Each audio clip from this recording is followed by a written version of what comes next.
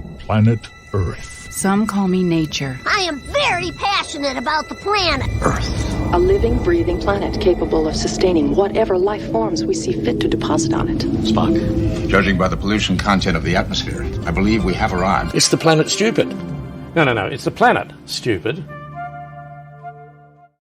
Our guide for It's the Planet Stupid is eco-journalist Belinda Weymouth. Hello, Belinda. Sorry to keep you waiting.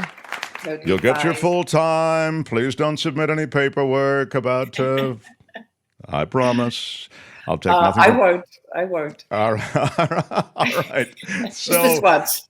All right. So you want to highlight the drop in emissions based on a public policy decision in London. And it is pretty cool, this entire thing. Please tell the story. So good. It's so good. And also it comes hot on the heels of what you were just discussing, our presumptive Kamala Harris, because last week on the show, I was telling Kim, when she was vying to be the candidate back in 2019, 2020, she had the most progressive environmental platform. She was amazing. And she was really talking about carbon tax. And as we talked last week on the show, it is the most effective way that we're going to cut emissions. So let's talk about London.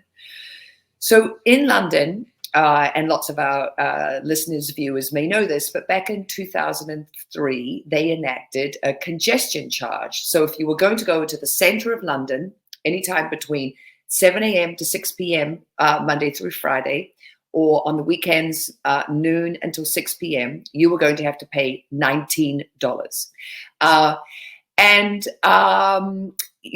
It lowered congestion. It did what it was meant to do. And the plan then, and I don't know if this was how they had sort of enacted, thought about how it was going to be all the way along, but then a decade later, they did this. They introduced the carrot, and then 6 years after that, they introduced the stick. So in 2013, they said, okay, if you drive an electric vehicle, the area now it's going to be an ultra low emissions discount for anyone in an electric vehicle, and you won't have to pay the congestion fee because you're an electric vehicle, so you're not bringing smog into the center of the city.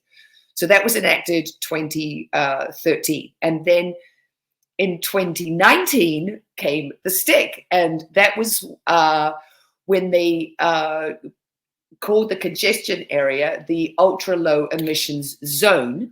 And if you were driving a diesel or a gasoline powered vehicle, you had to pay the congestion fee 24/7. You couldn't get in for free in the middle of the night. You were driving a polluting vehicle, and that was a no-go. And it started to make a real difference. And then what happened last year, so you've got a very progressive Labour Party mayor, Sadiq Khan in London, and he said, okay, we are going to expand the zone. It's not just going to be the center of London, it's going to be all the suburbs. And this was really ambitious because this is a 1,500 square kilometer area. And he said it's all going to be an ultra low emissions zone.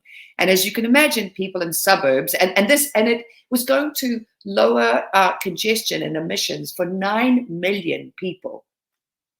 But of course, there was a lot of pushback because people in the suburbs were like, no, we want to drive the cars that we're driving and we want to be able to do it whenever we want, and blah, blah, blah. His own party, the Labour Party, said, this is political suicide. The Tories came down on him. And what happened was he won his third term with a comfortable majority as the mayor of London, and emissions in those outer areas. So the two really bad ones from diesel and gasoline, as we know, are the particulate, the tiny little, 2.5, microns of particulate black pollution that we breathe into our lungs. It causes asthma, it causes cardiovascular disease. That dropped in the first 6 months by 22%. And then nitrogen oxide, which is, the second big polluter, what causes smog at the, is part of the, components of smog, that dropped by 21%. And then the other thing which shows you how incredibly effective doing this, was that so they say that the amount of money that London made, in the vicinity of 130 million pounds with these congestion charges, but that the money going into the coffers has been steadily reduced because people have been switching to electric vehicles. And they say that the congestion charge, they're estimating by 2026, no one will be paying into it anymore because they'll all be, driving, emissions-free vehicles. Sure.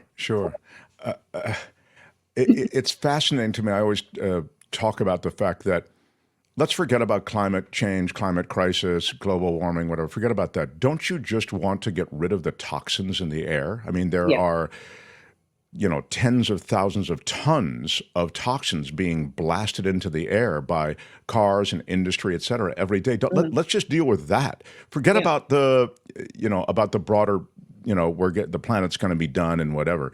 I'm just seeing this in the chat. Plants love that black. What is it? What is this? Particulate, the black particulate? No, they don't. Yeah, that black pollution is food for plants. I don't think so. Nice try. I don't think so. Yeah, Chris. Back to science class. What do you think? Yes, science is ridiculous. Thank you. You and that lady can carpool to science class together.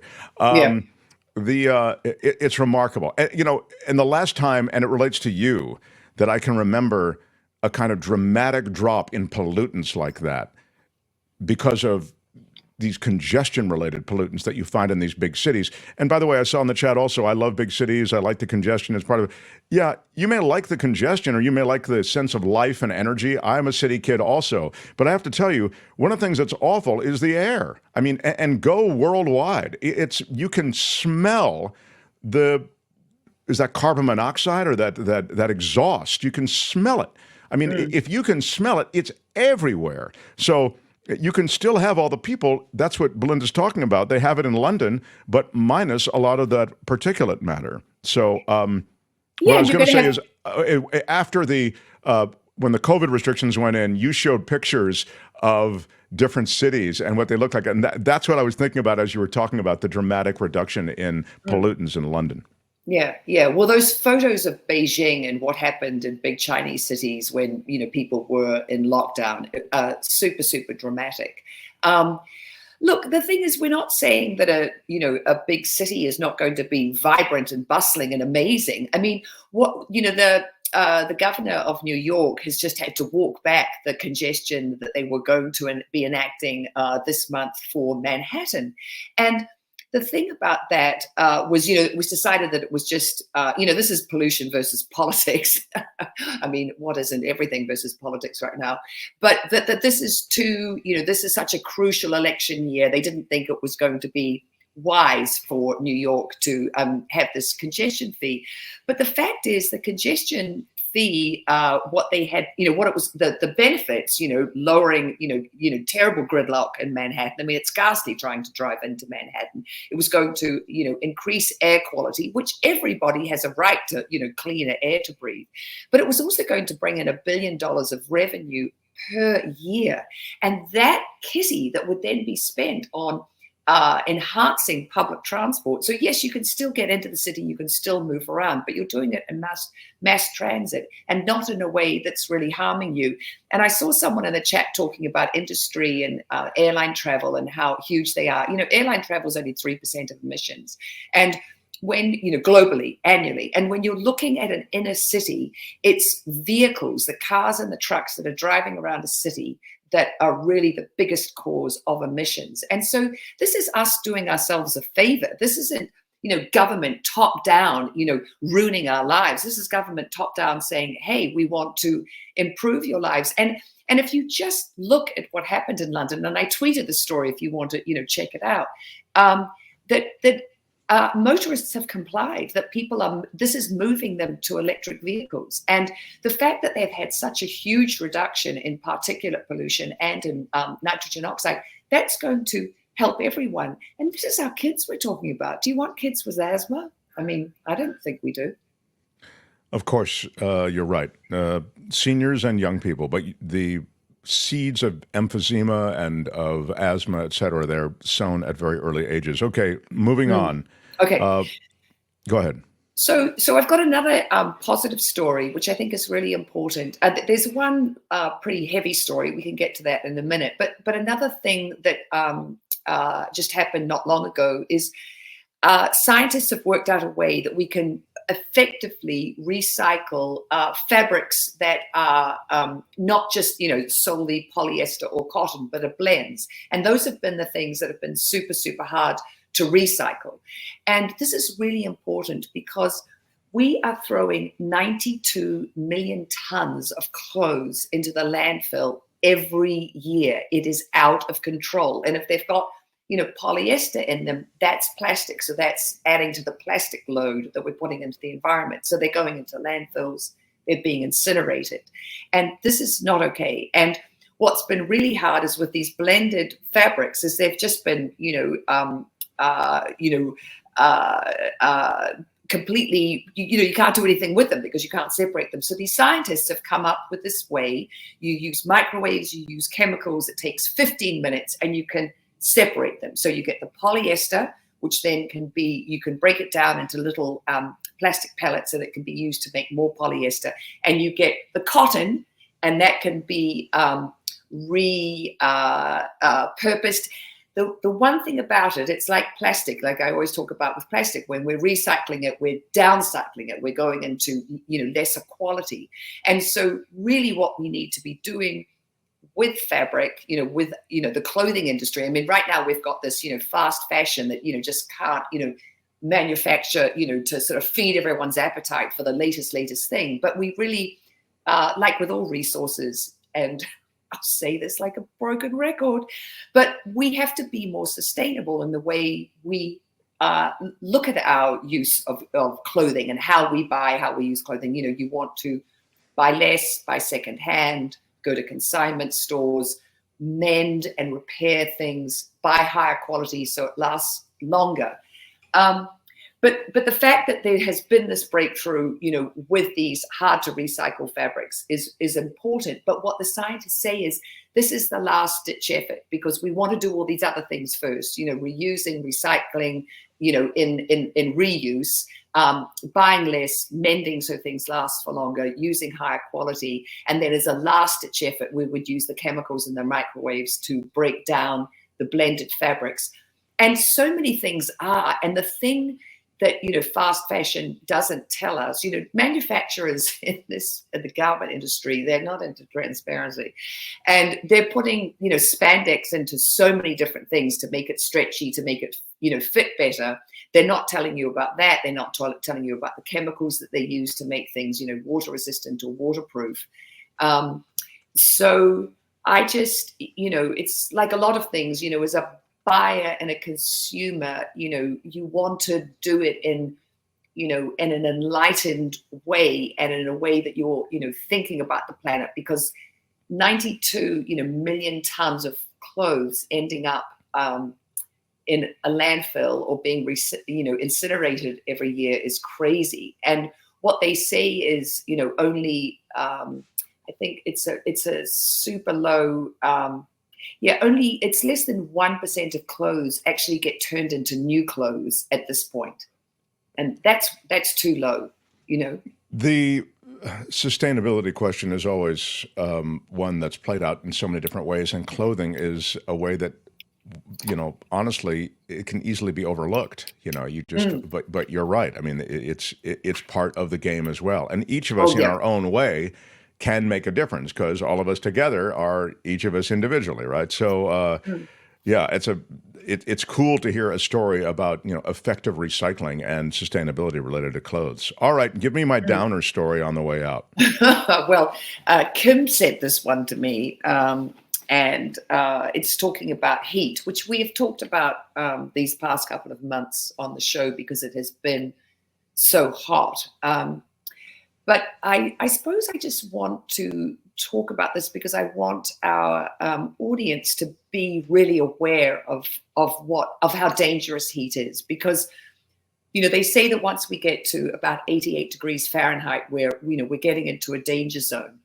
And so the thing, everyone is talking about it. We had 1,300 people die at the Hajj, the annual pilgrimage at Mecca this year, 1,300. And those are just sort of the known and accounted for deaths. But what can happen is after being exposed to this high heat, you can have a stroke or a heart attack later on, but it's actually because of the heat that you've been exposed to.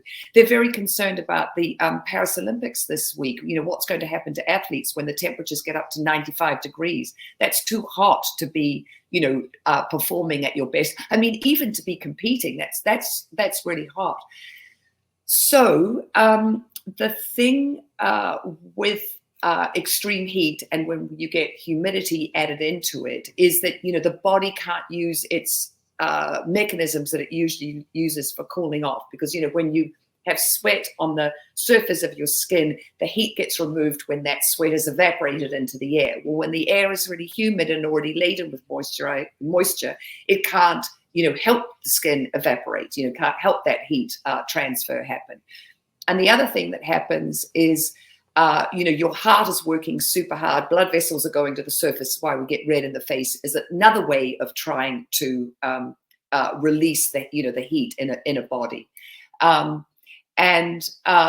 They say that once a body gets to 104 degrees Fahrenheit, that's too hot. And once your internal temperature is at that heat level, but for a short period of time, 10 to 20 minutes, you're going into a real danger zone.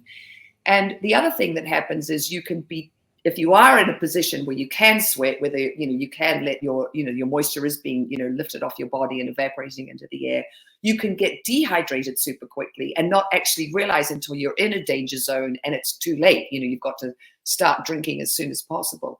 But it's much harder for the heart, because when the blood volume goes down, the more that you sweat, and so then the heart is working harder to get this smaller volume of blood around your body. The blood vessels in your your neck and head will contract when it's super hot. You'll get less oxygen going to the brain and less glucose, and then you're not making good decisions, and this also puts you in a danger zone. So I've talked about this before on the show, within the next decade, they think 100 million Americans are going to be living in really hot zones. And at least one day a year, it'll be getting up to 25 degrees Fahrenheit where they live. So people need to know that, you get cold towels on you, you get fans going, you get in a cold bathtub.